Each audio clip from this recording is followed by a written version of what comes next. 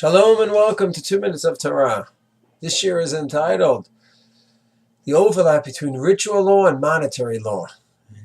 Daf Yomi Chulin51a talks about a person sells an animal to a friend for the sake of shechita, of slaughtering it and eating it. Turns out they find it's a Traif, it has a wound. So the question is, can the friend say, listen, I paid you 500 shekel for this animal in order to do shechita, and when he sold it to me, it was a traif. It has a wound, a mortal wound, which makes it a traif, and I cannot do shechita on it. That's why I bought it.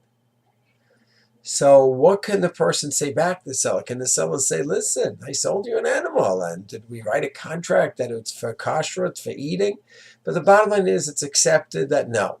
If it was clearly done, he sold it in order to do shechita, so it's a legitimate point. And the buyer could say, listen, I bought it for the sake of shechita, and now you didn't know that it was problematic, but it is. And therefore, I'm claiming mekach ta'ud is a problem with the sale. So the halacha sides with him that if the animal is in fact a treifa, it had a mortal wound at the time of the sale, then the sale is null and void. He must give the money back. So it's fascinating to see how the Gemara takes the ritual halacha about slaughtering with the monetary halacha and then tries to bring some scientific proofs. And what's the scientific proof? If it's gimel lamed dalet, it's already scarring, it already has a scab on it. If it's already starting to scab up, so that's a sign that wound was already from a few days ago. So let's say it's on a Wednesday. They sold it on a Monday.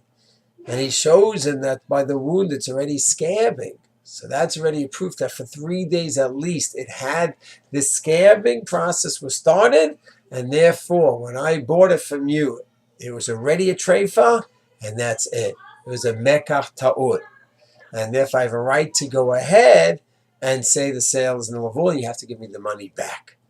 So to me, it's fascinating to see how every area of halach is covered over here. You have the ritual law of shechita, you have the monetary law, and then you have some interesting scientific evidence to see and to be able to use the science of the times, the knowledge of the times, to go ahead and identify, what was the status of this animal at the sale 2 days ago? None of us noticed it. Is anyway now, 2 days later, that we could see and reflect back and understand, was it already treif at that time or not? So it's a very interesting interplay of various issues of Yechoshen Mishpat, monetary laws, Yoredei, ritual laws, and of scientific issues to see if we could come to resolve the issue between the two of them. Shalom.